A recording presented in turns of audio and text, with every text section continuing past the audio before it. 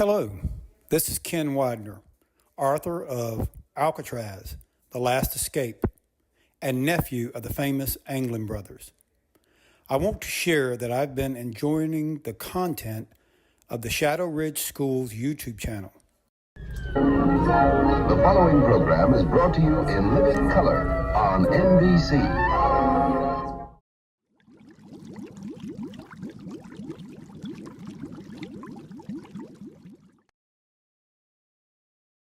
Hello and welcome to Out of the Shadows. I just want to start off by saying thank you for your service. I'm Sean, and I'm here with my co-hosts. Daniel Martinez. Gianmarco Mendez. Esperanza Brown. Okay, so I want to start off with questions. Anybody can answer them. What would you guys describe where you guys were born at? I was born in Detroit, Michigan, and everybody could go and get a job, no matter what your education was, at the automobile factories back in the 40s, 50s, 60s. Then Japan came along, and automation came along, and you couldn't get a job, But before, you could just walk up to the gate in Detroit of any automotive factory, and they would hire you. Okay, so you talk about the automotive factories. Was there any other jobs, or was those just the main jobs? Well, in Detroit, those were the main jobs before Japan entered into the market. Okay. And Japan took quite a bit of our jobs away from us. Oh, wow. So when would you say they came in, or when did they take your jobs? Did they lead into it, or was it just one day everything just changed? No, it just gradually dissipated the work availability in Detroit. Because, like I said, you didn't have to have an education, so a lot of the people from the South who were not educated would come to Detroit, and they would get hired immediately, and they'd make good money. But those days ended. Yeah. A long time ago. Yeah. So, who influenced you the most growing up? My father influenced me the most. My dad didn't have but probably about a sixth grade education. He ended up owning 4 restaurants in Detroit, Michigan. And my dad was the kind of man that everybody liked my dad. When he walked in the room, everybody said, "Oh, hey, there's Al, Big Al. Hey, how you doing?" They called me Little Al. Called my dad Big Al.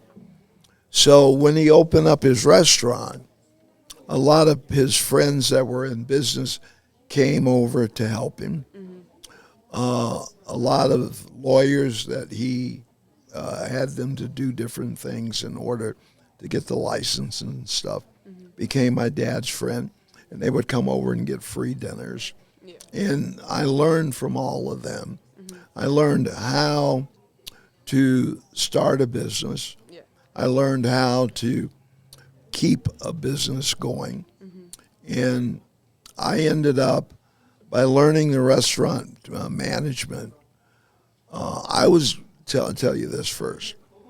I was working for American Airlines. Oh, wow. As a not a bus boy, you carry suitcases. Yeah.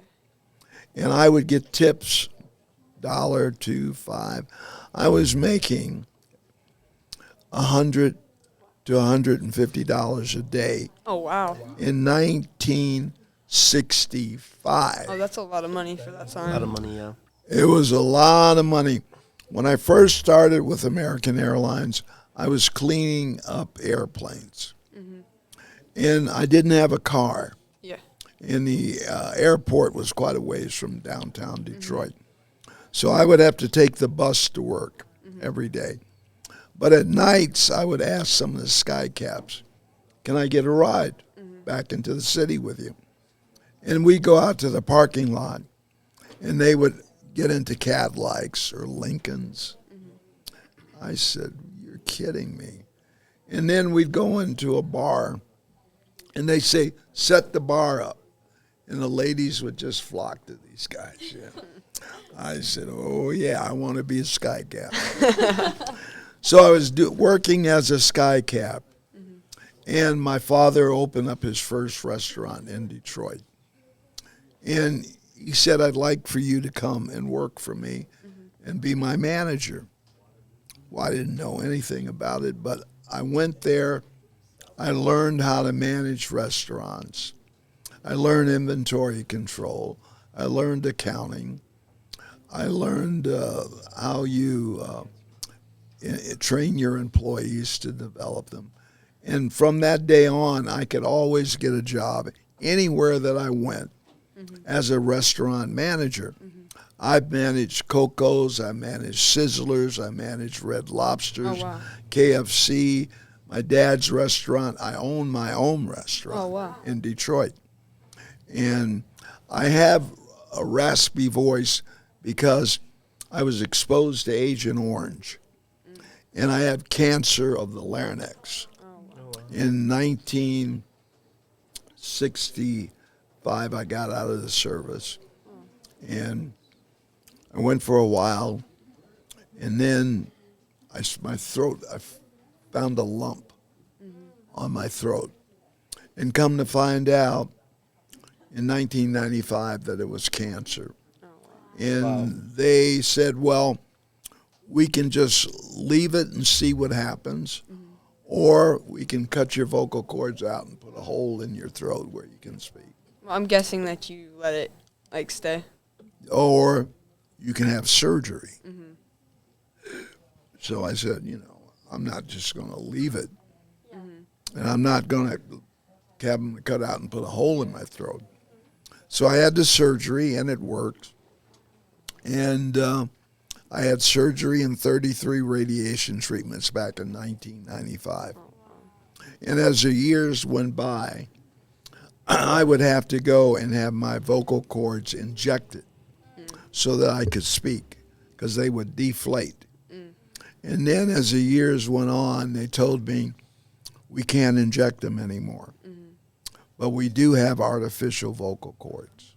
What branch did you come off from? I served in the U.S. Army for about 3.5 years. So originally I signed up for a 2-year contract, and then I got deployed to Afghanistan, and they extended my contract while I was out there. When you say they extended your contract, did you want it to happen, or you didn't really have a choice? No. So when you sign up for the military, you don't really get a choice in a lot of the things that happen. Your initial contract is probably the best voice that you have. You get to pick what your job is, or a MOS is what we call it in the military. But after that, you don't really get to pick your duty station or what happens to you for the next, up to 8 years. You know, so when I got to boot camp, doing lots of sit-ups and lots of push-ups, that was probably the most challenging part for me. But the mental aspect of it was easy for me, and that's what's hard for most people. I actually found a lot of joy in it, and at times it was pretty comical. The drill sergeants, they do a lot of stuff. They put you through a lot of things, and sometimes it's hard not to laugh. But it makes it worse for you. And then what about you? So I also was in the U.S. Army for 4 years, from 2010 to 2014. Also served almost a full year in Afghanistan. As far as basic training went, I think a lot of it, at least for me, was more psychological. Yeah, for sure. Just being used to doing what I wanted to, and then having to go in a very structured environment where I'm told when to wake up, what I'm doing every day. You're very sleep deprived. But I think the psychological piece of it, of being under stress for that long, was probably the most difficult part. And the physical fitness part was kind of an afterthought, I think, for me. But it's more just getting used to being yelled at. Yeah. So I have a question, actually. What age did you go in? I joined right out of graduating high school, so I was 18. Okay. And you did too as well, right? Yeah, 18. And then what about you, Seth? Yeah, I joined at 18, but when you go into basic training, you think that you're a man. and they tell you to shut up, boy. Don't speak unless you're spoken to. You understand me? I found out that I was a boy. I was not a man. But when I came out of basic training, I became a man because I learned about discipline. I learned about self-control. I learned about respect and honor. And all that's taught to you in basic training. And you better comply with what they want you to do, or they will punish you. They'll make you take exercises or running, So you grow up really quick. And like I said, it's the best thing that ever happened to me in my life. And I had the opportunity to travel. I got paid, and I got knowledge that I didn't have. So can you guys please describe your military life and how it made you feel? Repeat that. Could you please describe your military life and how it made you feel? We'll start from this way and we'll go around. All right. All right. So military life. So I was stationed in Fort Campbell, Kentucky. Pretty much, there's no sick days when you're in the military. So your day is very structured. So you wake up, you have your morning PT formations. For me, I worked in military intelligence. So I had a very specific job. I was doing pretty much from like 8 to 4 p.m. And then in the afternoon, sometimes we would have afternoon formations. It's kind of like college life. For me, I was living on base. And on weekends, you could go out, but you had to stay in close proximity to the base in case you were ever recalled.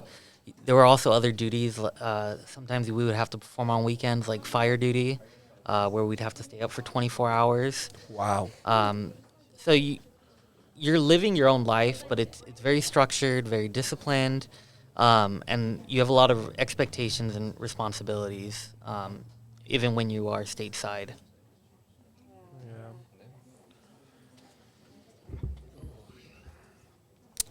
Yeah, so I think Mr. Valdez hit it pretty good on the head there. Your life is full of things that you need to get done, you need to accomplish.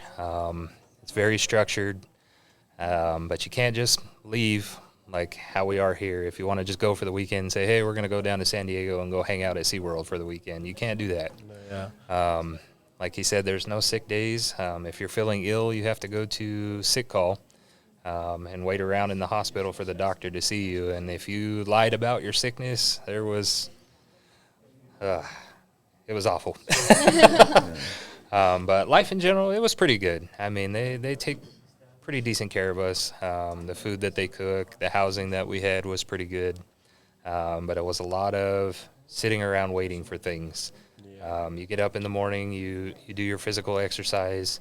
You go back to the barracks, you shower, shave, eat your food, then you come back for a formation, you kind of figure out what you're going to do for the day. So typically they would have maybe an hour of training for you guys to do, and then you would just be sitting around for the rest of the day waiting to see if there was anything else to do for the day. Yeah. So.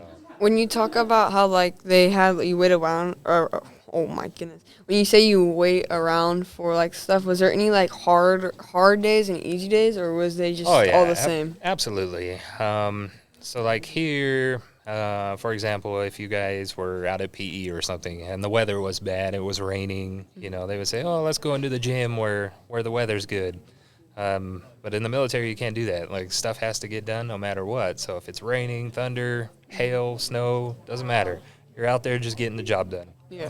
There was a lot of days where it was super easy, and there was a lot of days where it was super tough. Yeah. Right. So even a 4-hour workday, which would seem like nothing, but the stuff that they have you do in the military, depending on your job, it could be very rigorous. Mm-hmm. Yes, the best thing that ever happened to me in my life was to go into the military. I grew up, I became a responsible human being because in the military, there's no other way. Mm-hmm. You have to be responsible. You have to achieve your goals, and you have to learn to respect people. And a lot of times out here, if we don't have that discipline, then we don't do those things. We do whatever we want to do. But you can't do that, whatever you want to do in the military, because there are consequences. And they teach you to set a goal, to get the knowledge to achieve the goal, and to go forward, and then to set another goal, and to never give up. And those are qualities that I did not have before I went into the military. So it just changed my whole life, and it made me a much, much better man. And I like I said, the best thing ever happened to me was going into the air. I was in the Air Force in the military police. And I also worked at a SAC base that had B-52 bombers. And the B-52 bombers had nuclear weapons on them. And I guarded the nuclear weapons in the airplane. Nuclear bombs used to be, and we're talking 1961, longer than this table, and they could only put two in a B-52 bomber. In 1962 or 3, the nuclear weapons became about that long. From as long as this table to that. Now they put 6 or 8. And they had the same amount of power as the one that was as long as this table. Wow. And the military just keeps on evolving. They never stop. Because they have goals to achieve, and that's to keep America free. Yeah.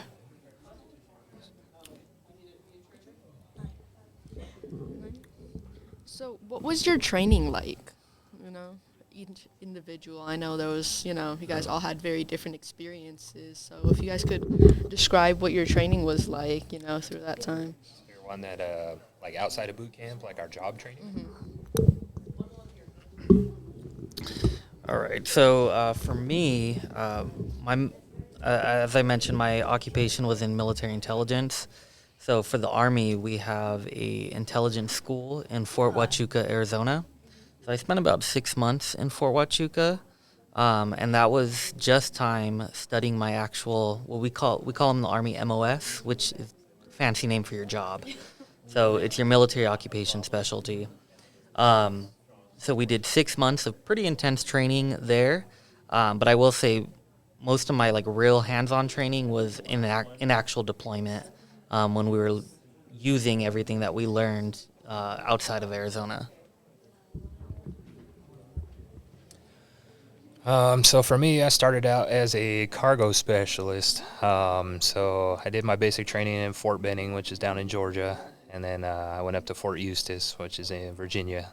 And I spent about 8 weeks there learning how to load planes, trains, ships, that kind of stuff. And that was a pretty easy job, you just operate a crane, use a forklift, use some Humvees, load up airplanes. And then when I deployed to Afghanistan, after we did the initial invasion and we were on the ground, there was no cargo to move anymore. Everything was already there and in place. But a lot of guys were getting hurt right off the bat, and so the unit that was in charge at the time was the 101st Airborne Division, which is a paratrooper unit. So I got attached to them, and a field surgeon came in and said, "Hey, we need boots on the ground, guys that know how to do basic medical stuff."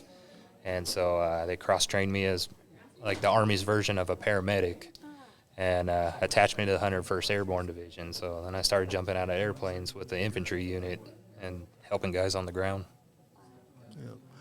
I was in the military police, and my training were in books that they gave us to study, and they would give us tests, and also actually doing these tasks to see what was involved in achieving the goal for each task that you as a military policeman would have to do. And we provided the security on the base, and we provided with nuclear weapons, the security with nuclear bombs on airplanes. So each job is different, and each job has different training methods for it. And I had a top secret clearance. I was stationed at, my first station was at Amarillo, Texas. Oh.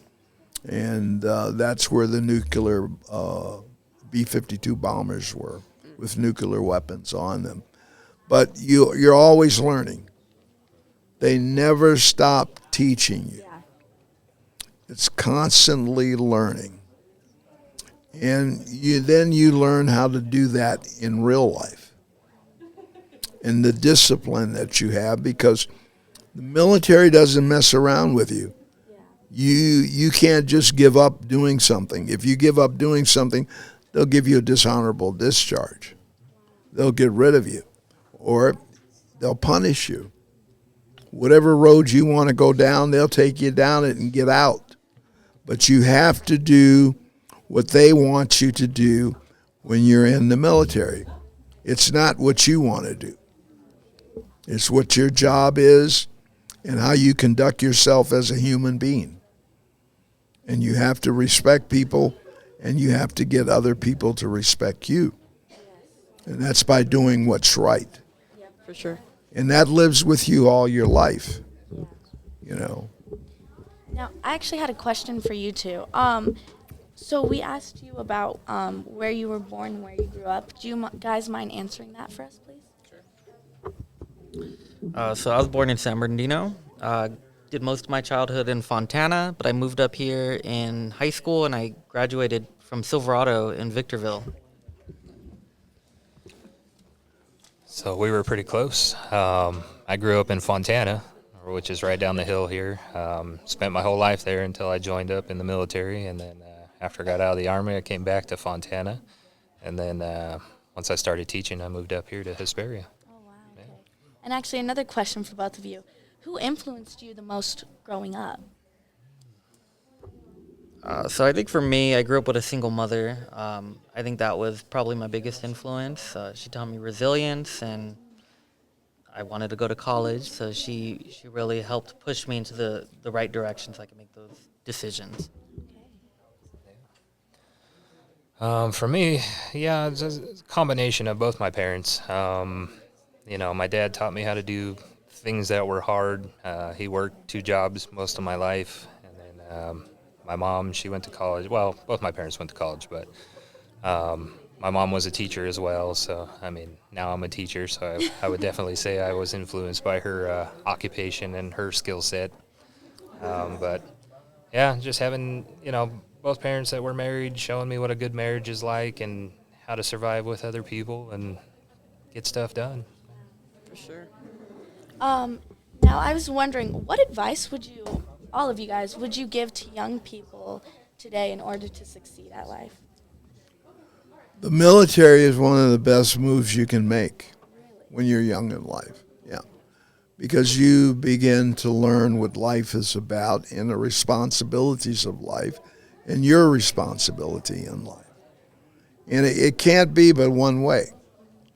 You know, if you're going to be successful in life, you have to have disciplines. You have to be you can't ever, you might fail, but you can't ever give up to succeed. It's up to you in your life what becomes of your life. And if you give up and say, oh, well, I can't do this, I can't do that, oh, no, that ain't going to get you nowhere in life. Exactly. And another thing about today, with technology and robots, you need to learn how to do more than one thing. Yeah. Yes. Because in 2, 3, 5 years, technology or a robot is taking over your life. I have been in many businesses. I used to own a flower shop in a parking lot in L.A., and I used to deliver flowers to Forest Lawn Cemetery. And I would see these kids along the road selling bouquets of flowers. And I would stick my nose up and say, oh, I own a flower shop. I needed some money one day, And I went out there, and there were like 9 people out there. Now you can't get there early and take anybody's spot because they will move you down to the end. Yeah. So you had to go along with the rules that they set. Everybody owned their spot. So I was the last man. The first guys make money, a lot of money, because when the cars come off the freeway, they stop there first. And then the other cars go down and down. From 8 o'clock in the morning until 12 o'clock, I made $250.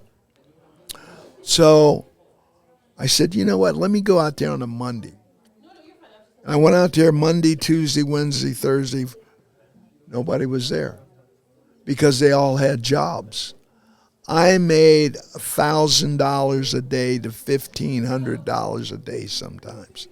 So when you see these guys out here with buckets of bouquets, don't look down on them. They're making more money than some of these guys riding around in Mercedes with suits on. Because if you got 4 buckets of flowers and you got 10 bouquets in each bucket, that's $150 a bucket. So why would I bring 4 or 6 buckets out there if I knew that I wasn't going to sell them? I wouldn't do it. So they know what they're going to sell. And now it's even legal to do it. Before, I got tickets.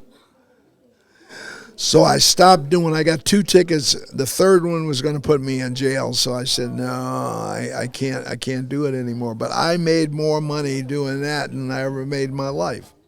Selling $10 and $15 bouquets on the road to Forest Lawn Cemetery. It's amazing. So like I said, don't put your nose up when you see these guys out here selling stuff in the streets. They're making a lot of money.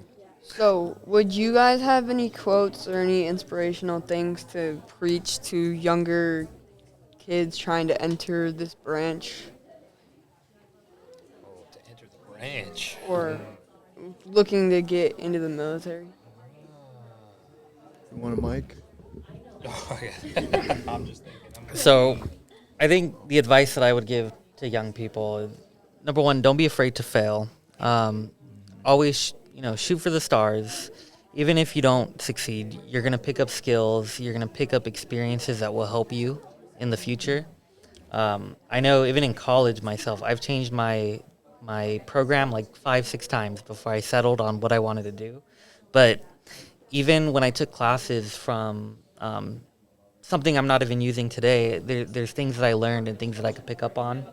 And always treat everybody with respect, no matter what position they're in, whether you're working with, the janitor to the boss, because I'm a big believer in karma, and I believe that how you treat people is a reflection of who you are as a person. That's right. If you're looking to go into the military, my biggest advice is take advantage of all the opportunities. So there's travel opportunities, there's learning opportunities. When you're in the Army, you don't have to use your GI Bill. College, there's a stipend every year that you have, so college is essentially free. So take advantage of everything, because you're not going to be in the military forever. But you should really be looking at how you're building your resume for when you get out of the military, you enter into civilian life. That would be my advice.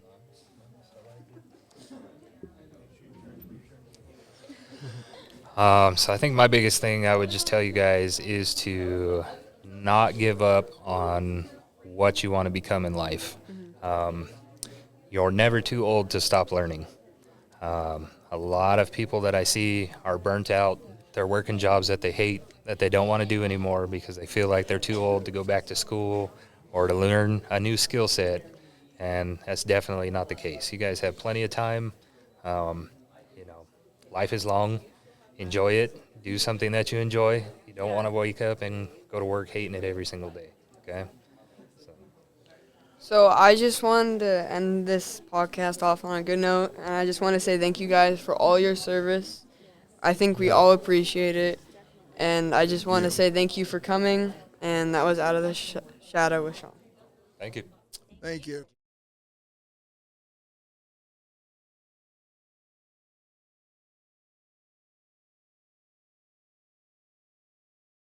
There's always something fun here at Shadow Ridge School.